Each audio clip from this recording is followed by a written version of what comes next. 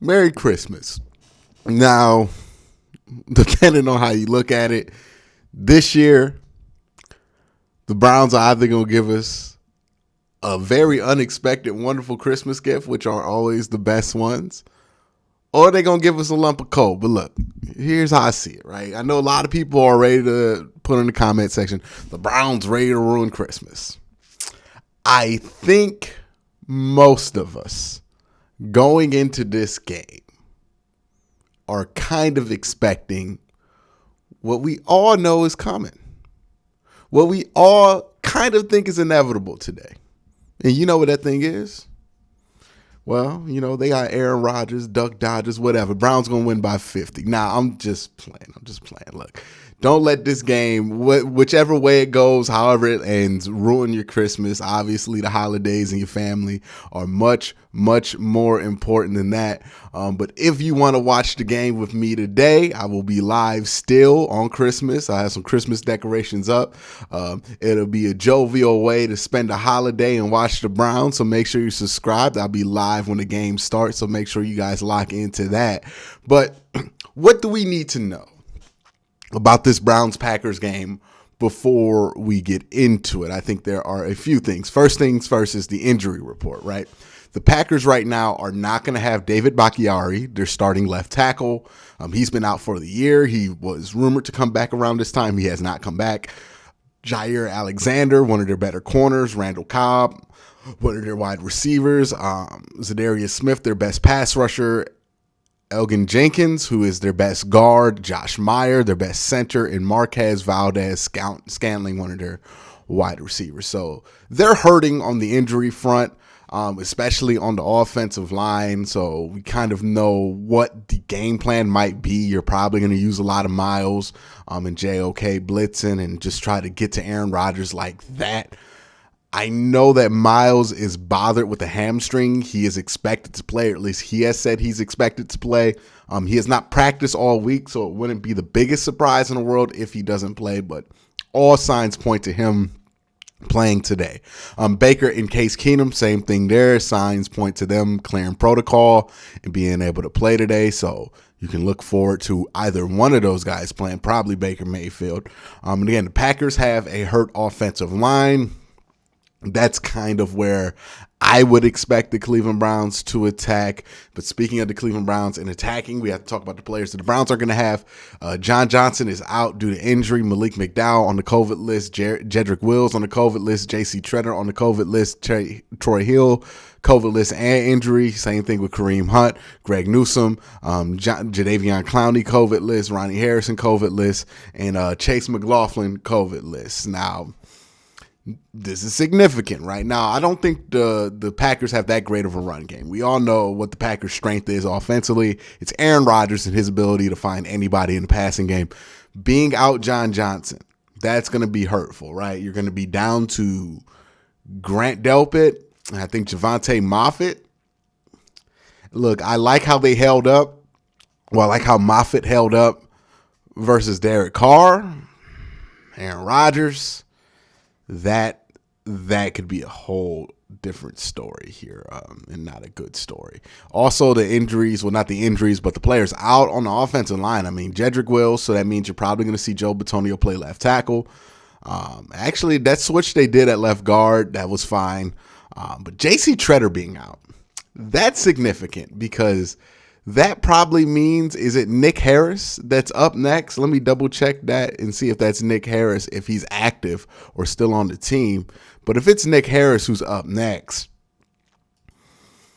last time he was out there, he didn't look great. And I don't know. I don't know what they're going to do there. Now, it did say very recently, I think James Hudson is back off of the COVID list. So that means he's just going to be back out there at right tackle. Maybe you can move Blake Hance from right tackle into the center position. I would think they would try to avoid putting Nick Harris out there because Nick Harris, he just hasn't been very good when they've asked him to be out there, whether it be at guard or a center. And we all remember last year against the Jets, he was out there at guard and he was it was more than a weak link situation. He was just picked at, and it was just kind of unfair what they were doing to him. So I worry about that. The offensive line, I worry about that for this team. But you are getting Jarvis Landry back, Baker Mayfield back. You'll have Nick Chubb. I think you'll have enough to have a functional offense. Let's be honest here, right? For the Packers to win, they have to play what is for them a pretty average game, right? Aaron Rodgers has to put up average numbers. They just have to not turn the ball over. This is pretty much par for the course with the Green Bay Packers, right? They just have to not get disrupted to win this game. For the Browns to win, they have to play and give a significantly better effort, right? I think it's going to take Baker Mayfield having one of his best performances of the year offensively. I think that's non-negotiable for this win, right? Baker has to be the best player not the best player, but he has to have one of his best games of the year in order to win this game. I just don't see it any other way. I think Aaron Rodgers is going to be able to score the ball on this defense because, again, you're pretty weak in your back end, and it's kind of pick your poison with Aaron Rodgers, right? We can rush him with Myles Garrett, and we can try to get to him, but Aaron Rodgers will just get rid of the ball quickly. He is one of the best surgeons in the NFL when it comes to picking you apart slowly, so he'll do that with ease. Or you can give him time and take your chances deep. But again, you're doing that with third string, safeties out there. Like, I wouldn't take my chances with that. I understand that the Packers are down offensive linemen. They're down wide receivers. So that might be the way you want to go. But, it's going to take a monster game from somebody, right? I think there's going to be 3 players that need to step up. Ironically, all 3 of these players are top 5 picks in the draft, right? Baker Mayfield, Denzel Ward, and Myles Garrett, right? I said Baker Mayfield, it's non-negotiable. I think you need one or the other, right? Myles Garrett or Denzel Ward to have a monster game this week. And I think Myles should be due for a monster game, right? I think Denzel has carried the defense a little bit. He's had some monster games back-to-back weeks. I think his Baltimore games were pretty impressive. I think what he did last week was pretty impressive. I think this week we need Myles to step up a little bit more, right? I think that was what was missing in that Raiders game, where the Browns could have walked away with that one a little bit easier if Myles made a couple of more plays. Now, it's hard to expect that from Myles just because he gets double teamed, triple teamed. Teams run their whole offense in a game plan to get away from Myles Garrett. Like, it's hard for him to make plays because offenses are looking at the Browns defense and determining that they're not going to let Myles become a huge part of it. So they're going to go anywhere else but Myles Garrett, right? It's kind of like the Joe Thomas thing, right? Where people would downplay Joe Thomas's importance because they couldn't see it on the field, but Joe Thomas was important because any team that played the Cleveland Browns structured their defense in a way to stay away from Joe Thomas. Now, if the Browns had more competent parts on offense during that era, they would be able to take advantage of it. The Browns defense, not in that same situation, right?